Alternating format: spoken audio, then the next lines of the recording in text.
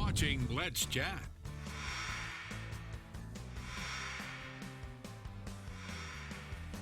We're glad to have you back here as we continue on Let's Chat. It is Tuesday, Sins of the Fathers, the name of the new book, and this is a historical novel based in Georgia.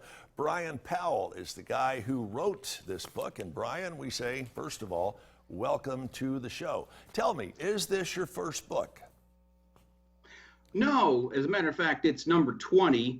And I appreciate the opportunity to come on and talk with you. We've done this a couple of times, and it's always a fun experience. Tell me what led you to do, let me back up a minute. Give us the premise behind this book, Sins of the Fathers. Well, this was the first historical fiction. I do a lot of book signings, and I have a fantasy, and I have murder mystery, and I have a lot of other choices. And sometimes people will say, well, I like to read a historical fiction. Well, okay, that's one I don't carry. So that was sort of at the root of why I chose a historical fiction. You know, most stories have a plot line that you can either put it in today's storyline, or you can put it as a future and call it, you know, sci-fi. You can put it in the past and call it historical fiction. So I had a plot that I wanted to use, and I set it back in 1864, and I chose to have my characters as a couple of warring pirates and involving Confederate gold. So, you know, one thing led to another. And this book is based in Georgia. Tell us, where in Georgia? Is this an actual location? Is this a town that you made up? Go into that for us a little bit.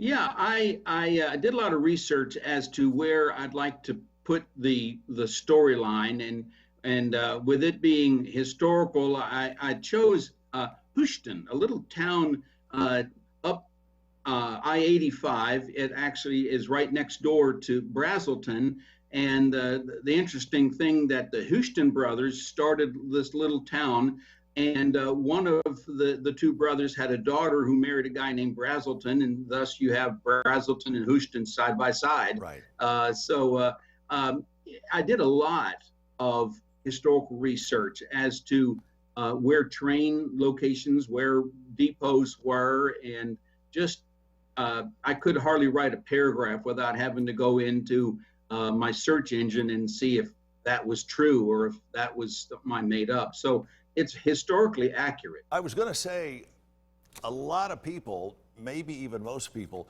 don't really know how much research goes into writing a novel of this magnitude. I mean, it's not just something you can make up, because if you make it up, somebody picks up on it within the first 2 or 3 pages, and that first domino hits the second, hits the third, and so on. So congratulations on having the dedication to be able to do that kind of time-consuming research, and I know it certainly is. Hey, you were given an award for redemptive fiction. Kind of a two-part question. Tell us about the award and tell us exactly what redemptive fiction is. Yeah, that's a good question. The gentleman that gave it to me, his name is Peter Younghusband, and amazingly, Peter is a grandfather, so he's a young husband, grandfather. Anyway, he lives in Australia, and he picked up on my fantasy series a few years ago, and he read all 4 of them, and they were award-winning, and he gave them the Christian Redemption Award. And so when I posted this one, he said I would like to read it, and so he did. And you know, you're only as good as your last home run. Right. And so, you know, I sent it to him, and I'm thinking, you know, I hope I hit the bases, because, you know, I mean, I hate to disappoint myself and him, his expectations. And he was very pleased with it. And he has a scale of several points that you have to hit on in order to get the award. Bryan, we have to run, but I want to ask very quickly, 15 seconds, where can we get the book? You can get it at author Bryan Powell at my site is authorbryanpowell.wordpress.com. All right. It's on Amazon or any other place. All right, sounds good. Bryan, thanks so much. Best of luck with the book. We look forward to talking with you in the future. We are back with more after this.